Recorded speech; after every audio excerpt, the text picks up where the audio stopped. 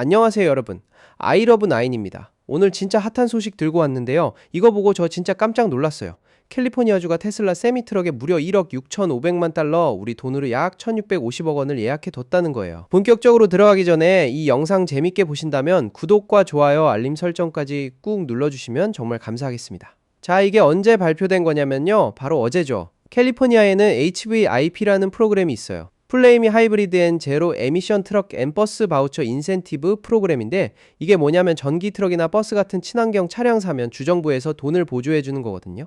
그런데 이 프로그램이 원래는 선착순이에요.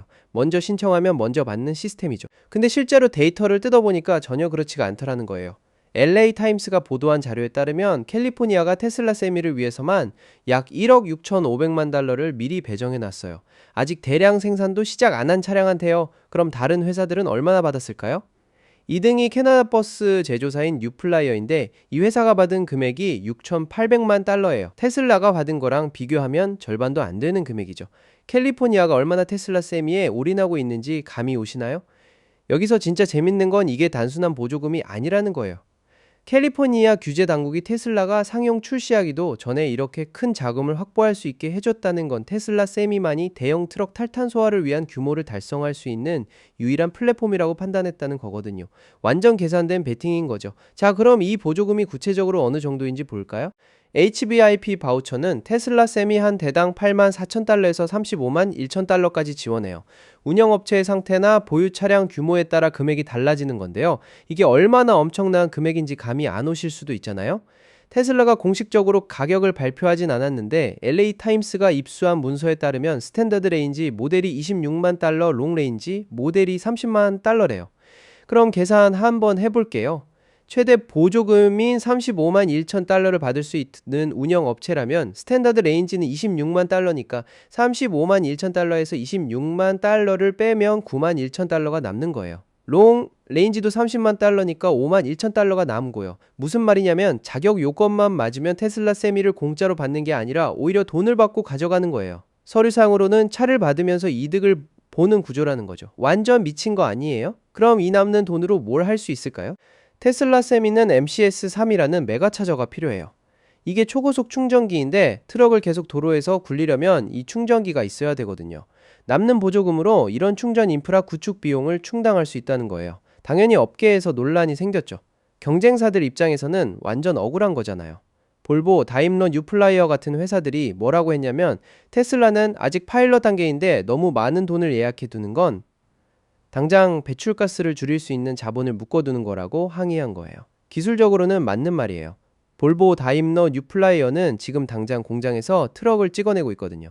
근데 주물량을 보면 테슬라가 쌓아놓은 대규모 플릿 예약에 비하면 완전 세 발의 피 수준이에요. 실제로 대형 물류 업체들 중에서 DHL이랑 테슬라가 맺은 것처럼 클래스 8 트럭 수백 대 규모의 계약을 맺은 곳이 거의 없어요. 클래스 8 트럭이 뭐냐면 미국 트럭 분류 중에서 가장 무거운 대형 트럭이에요. 총 중량이 33,001파운드 이상인 트럭들을 말하는 건데, 우리 돈으로 약 15톤 이상 되는 초대형 트럭들이죠.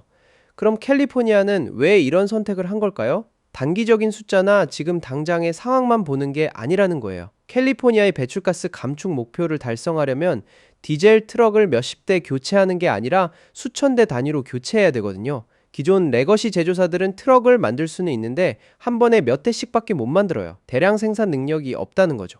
캘리포니아주 관계자들은 테슬라의 미결 주문들이 2026년 후반에 이행될 것으로 예상하고 있대요.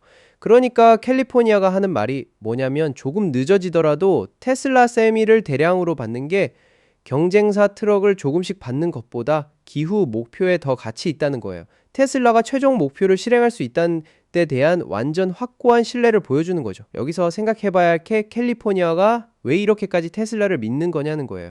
테슬라가 지금까지 보여준 게 뭐가 있을까요? 모델 S, 모델 3, 모델 X, 모델 Y 전부 처음엔 생산 지연됐다가 결국엔 대량 생산에 성공했잖아요. 특히 모델 3는 전 세계에서 가장 많이 팔리는 전기차가 됐고요. 테슬라 세미도 2017년에 처음 공개됐을 때 많은 사람들이 회의적이었어요. 배터리 기술로는 불가능하다, 경제성이 없다, 이런 얘기들이 많았죠. 근데 지금 2026년이고 페이스북을 소유한 회사인 메타를 비롯한 여러 회사들이 이미 테슬라 세미를 테스트하고 있거든요. DHL은 테슬라랑 수백 대 규모의 계약을 맺었고 이건 단순히 홍보용이 아니라 실제 물류 운송에 투입할 목적이에요. DHL이 왜 그런 결정을 내렸을까요? 운영 비용 절감이 확실하다고 판단했기 때문이겠죠. 디젤 트럭은 연료비가 엄청나게 많이 들어가요. 장거리 운송하는 대형 트럭은 기름값만 해도 운영 비용의 상당 부분을 차지하거든요. 반면에 전기 트럭은 충전 비용이 훨씬 저렴하고 유지보수 비용도 적게 들어요. 엔진 오일 갈 필요도 없고 변속기 고장날 일도 없고 브레이크 패드도 회생제동 덕분에 오래가니까요. 캘리포니아가 1억 6,500만 달러를 테슬라 세미에 배정한 건 바로 이런 장기적 비전 때문이에요. 지금 당장 몇 대 보급하는 것보다 앞으로 수천 대를 보급할 수 있는 플랫폼에 투자하는 게 훨씬 합리적이라고 본 거죠. 그럼 다른 제조사들은 어떻게 될까요? 사실 볼보나 다임러도 전기 트럭 만들고 있어요. 근데 생산 규모가 작아요. 연간 몇백 대 수준이거든요. 테슬라가 목표로 하는 건 연간 수만 대 생산이에요. 규모 자체가 다른 거죠. 뉴플라이어는 6,800만 달러를 받았는데 이것도 엄청난 금액이긴 해요. 근데 테슬라가 받은 1억 6,500만 달러와 비교하면 확실히 차이가 나죠. 캘리포니아가 어디에 더 큰 기대를 걸고 있는지 명확하게 보여주는 숫자예요. 사실 이런 정책이 논란이 되는 이유는 공정성 문제 때문이에요. 선착순이라고 해놓고 실제로는 특정 회사에 유리하게 자금을 배정했다면 다른 회사들 입장에서는 불공정하다고 느낄 수밖에 없잖아요. 근데 캘리포니아 입장에서는 이게 불공정한 게 아니라 전략적 선택이라고 보는 거예요. 기후 변화 대응이 시급한데 가장 효과적인 방법을 선택하는 게 당연하다는 논리죠.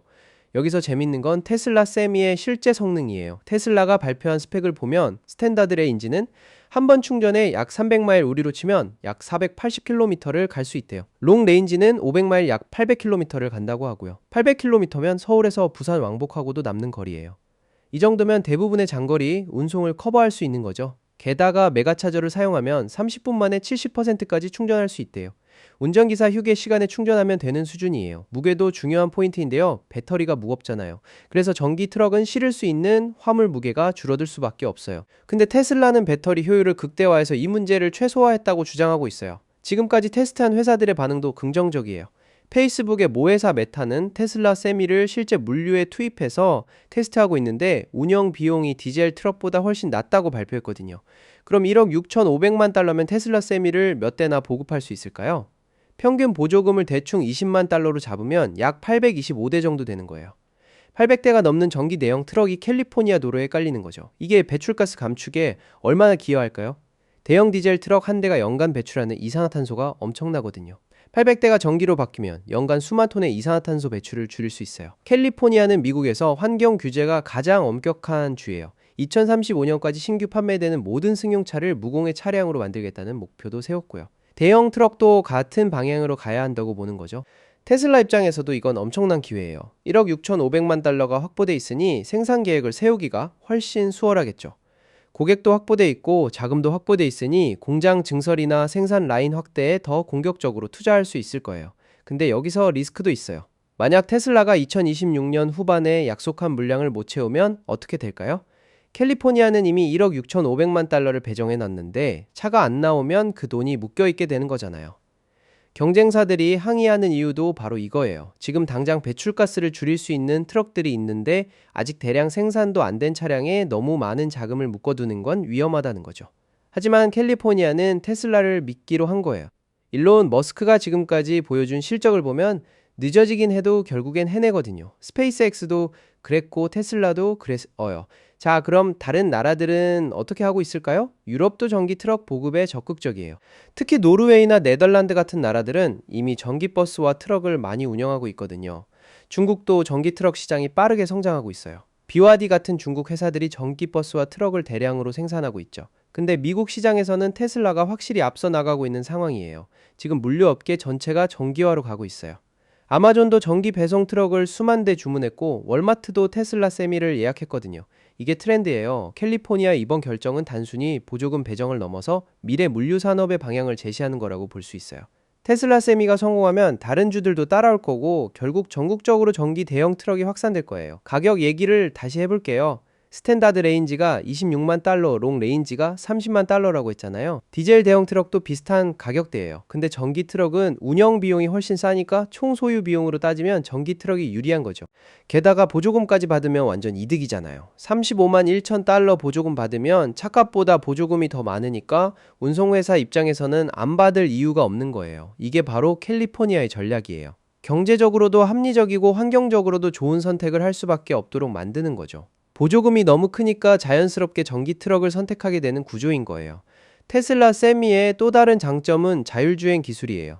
테슬라의 FSD 풀셀프 드라이빙 기술이 트럭에도 적용될 수 있거든요.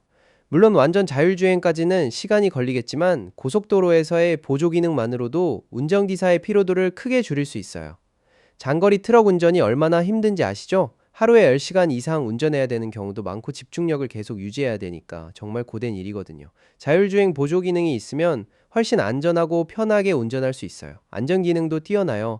테슬라 차량들은 충돌 테스트에서 항상 최고 등급을 받잖아요. 세미도 마찬가지로 여러 안전 시스템이 탑재되어 있어요. 자동 긴급 제동 차선 유지 보조 사각지대, 경고 등등 다양한 기능들이 있죠. 트럭 사고는 승용차 사고보다 훨씬 위험해요. 무게가 무겁고 속도도 빠르니까 한번 사고 나면 대형 사고로 이어지기 쉽거든요. 안전 기능이 잘 갖춰진 전기 트럭이 도로에 많아지면 전체적인 교통 안전도 향상될 거예요. 캘리포니아가 배정한 1억 6,500만 달러가 단순히 테슬라를 돕기 위한 게 아니라는 걸 이제 이해하시겠죠? 장기적으로 봤을 때 환경도 지키고 경제성도 확보하고 안전도 향상시키는 다목적 투자인 거예요. 물론 비판적으로 볼 여지도 있어요. 정부가 특정 회사에 너무 큰 혜택을 주는 게 맞냐는 의견도 있고요. 근데 캘리포니아 입장에서는 목표 달성을 위한 최선의 선택이라고 판단한 거죠. 시간이 지나면 결과가 나올 거예요. 2026년 후반에 테슬라가 약속한 물량을 제대로 공급하는지, 그 트럭들이 실제로 잘 작동하는지 운영 비용이 정말 저렴한지 다 확인될 거거든요. 만약 성공한다면 이건 전기 트럭 산업 전체에 엄청난 부스터가 될 거예요. 다른 제조사들도 자극받아서 더 좋은 제품을 만들려고 노력할 거고 결국 소비자들한테도 이득이 되겠죠. 반대로 실패한다면 캘리포니아의 이번 결정은 큰 비판을 받을 거예요. 너무 한 곳에 몰빵했다가 실패하면 배출가스 감축 목표 달성도 어려워질 테니까요. 개인적으로는 테슬라가 해낼 거라고 봐요. 지금까지의 행보를 보면 늦어질 수는 있어도 결국엔 해내거든요. 일론 머스크가 완벽주의자라서 출시 일정은 자주 미뤄지지만 제품 자체는 항상 혁신적이었잖아요. 여러분은 어떻게 생각하세요? 캘리포니아가 테슬라에 1650억 원을 배정한 게 잘한 결정일까요? 아니면 너무 위험한 베팅일까요? 댓글로 의견 남겨주시면 재밌게 읽어볼게요. 오늘 영상 재밌게 보셨다면 구독과 좋아요, 알림 설정 꼭 부탁드리고요. 다음에 또 재밌는 소식으로 찾아뵙겠습니다. 아이러브9이었습니다. 감사합니다.